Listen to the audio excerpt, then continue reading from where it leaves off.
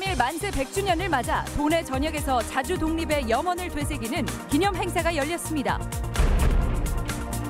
동학의 전통이 면면히 계승된 전북은 한강 이남 최초인 군산 만세운동을 비롯한 주요 독립운동의 산실입니다. 청산해야 할 일제의 잔재인 일본식 지명을 개정하는 운동에 많은 지자체가 나서고 있어 관심이 높습니다. 안녕하십니까. 전주 MBC 뉴스데스크입니다. 3.1절 100주년을 맞아 도내 전역도 만세 물결로 뒤덮였습니다. 독립운동이 치열하게 펼쳐졌던 곳마다 시민들이 모였는데요.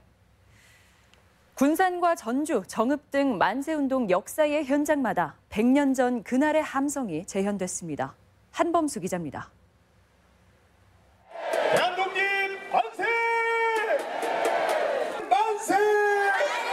1919년 3월 16일 5.1장을 맞아 군중들이 모여든 정읍 페인장터.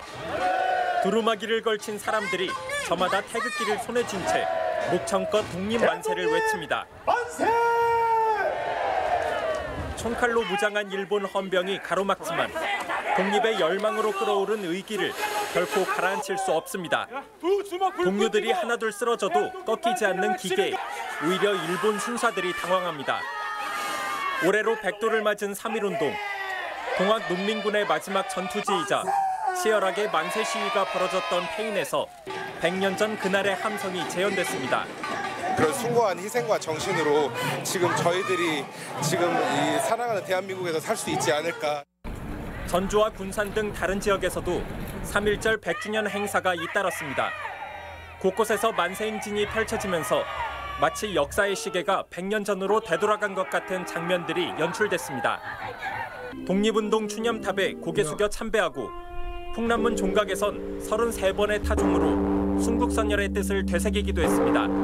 관심이 없었는데 이런 걸 하면서 그때 그걸 알게 돼서 되게 뜻깊은 시간이 된 것 같아요. 자주 독립을 외쳤던 3.1운동의 정신을 이제 분단의 현실에 맞게 계승하자는 시민 대토론회도 열렸습니다.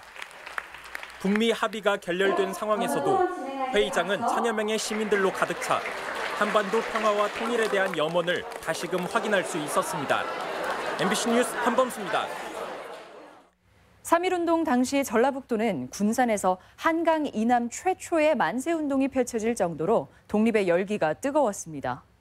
동학의 전통이 면면히 내려오는 전북에서 일제의 압제와 외세에 대한 저항은 당연한 것이었습니다. 유룡 기자의 보도입니다.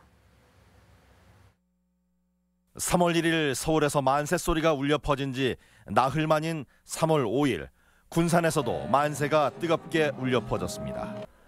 영명학교 졸업생 김병수가 전한 독립선언서를 받아든 학생과 기독교인 500여 명이 참가한 도내 최초 독립만세운동입니다.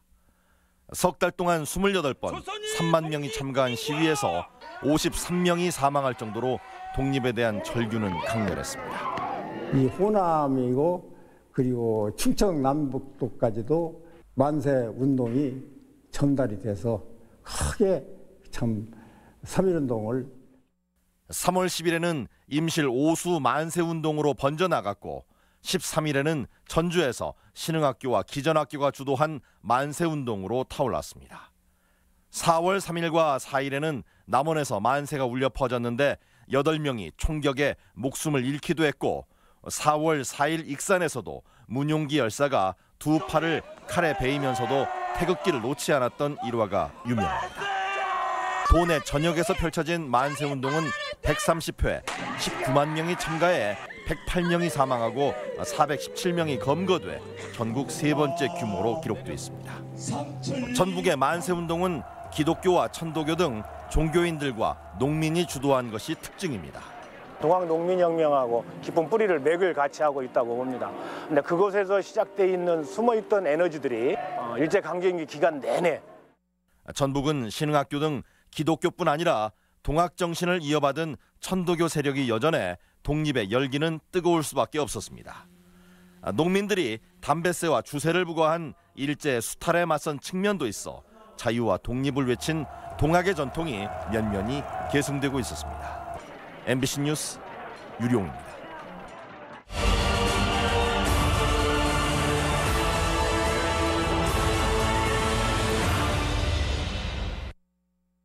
3.1운동 100주년을 맞아 그간 도내에 남은 일제 지명의 청산 문제 여러 차례 보도해드렸는데요.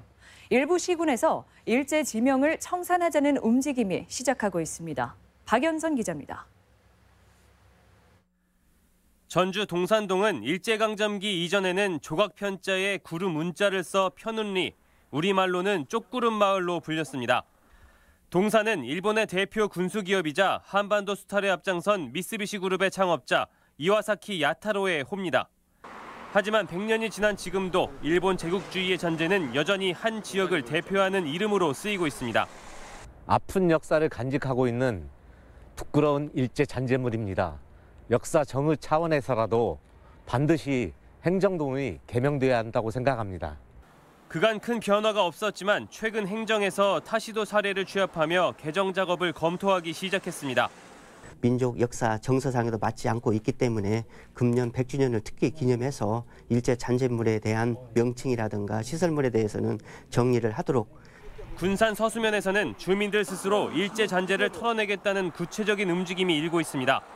서수는 상서로운 이삭, 즉 이상향을 뜻하는 일본말 미즈호를 옮긴 것으로 일본에서는 고속철도나 게임 캐릭터 이름으로 자주 등장합니다. 또 조선인 학살 사건이 있었던 러시아 사할린의 포자르스코이에 또한 식민지 시절 서수, 미즈호로 불렸습니다. 옥구 농민 항일 항쟁의 발원지인데 그 발원지에서 일본의 잔재 이름을 쓰고 있다는 것이 저희 면면으로서는 퍽이나 수치스럽게 생각을 하고 있습니다. 전주 고사동과 군산 금광동 등 일제의 강압과 행정 편의를 이유로 이름이 바뀐 도내 행정지명은 전체의 30%에 이르는 것으로 추정됩니다. 알려진 일제 지명의 청산은 물론 청산해야 할 지명을 찾아내는 것 또한 중요한 과제로 꼽힙니다. 대한독립 만세를 외쳤던 순국선열들의 뜨거운 외침이 세기를 넘어 일제잔재 청산의 마중물이 되고 있습니다. MBC 뉴스 박연선입니다. 학교 교과에 남아있는 일제 잔재를 없애기 위한 지원이 강화됩니다. 전북교육청은 도내 교과를 조사한 결과 친일 인명사전에 수록된 김성태와 이홍렬 등 5명의 친일 작곡가가 만든 교과 25개를 확인했다고 밝혔습니다. 이에 따라 교육청은 교사들로 구성된 전북중등음악연구회에서 새로운 교과를 만들 수 있도록 재정을 지원할 방침입니다. 쇠락하는 전통 제조업에 대해 대안으로 신재생 에너지 산업이 꼽히면서 자치단체마다 관련 산업 유치전이 치열합니다. 전북이 국내 신재생 에너지 산업을 주도하기 위해 어떤 준비를 해야 하는지 송인호 기자가 취재했습니다. 신재생에너지의 매력은 새로운 일자리 창출에 있습니다. 새만금의 신재생에너지 클러스터를 조성한다 하지만 연구와 생산 기능 없이 단순한 햇빛 발전소로는 미래가 없습니다. 전라북도가 이런 기회를 활용해서 연관 산업의 클러스터가 이루어지도록 그 면밀한 계획이 있어야 되고요. 또 정부의 지원을 이끌어내는 전략이 매우 중요하다고 볼 수가 있겠습니다. 최근 정부가 적극 육성을 밝힌 수소 경제는 전북의 특성을 잘 살려야 합니다.